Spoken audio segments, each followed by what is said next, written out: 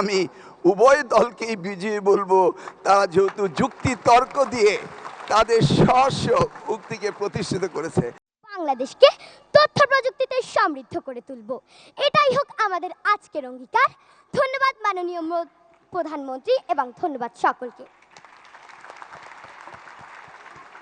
আজকের বিতর্ক প্রতিযোগিতার বিষয় মোবাইল ফোন শিক্ষার সহায়ক নাকি আসক্তির বাহন।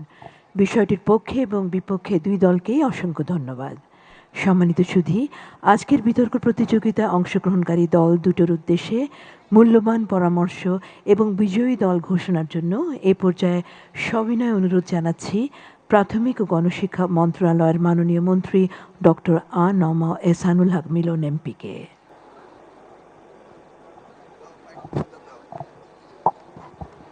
ধন্যবাদ মাননীয় প্রধানমন্ত্রী, উপস্থিত সকলকে এবং প্রতিযোগীদের।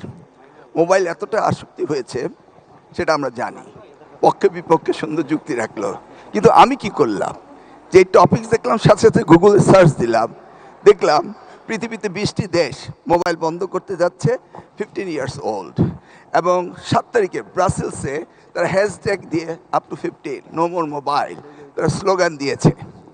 আমি সেই জাজমেন্ট থেকে জাজমেন্ট দিতে চাচ্ছি না, আমি তাদের বিতর্কে তারা কীরকমভাবে অংশগ্রহণ করলো, তত্ত্ব উপাত্ত কীভাবে দিল, এটি আমার দেখার বিষয় ছিল।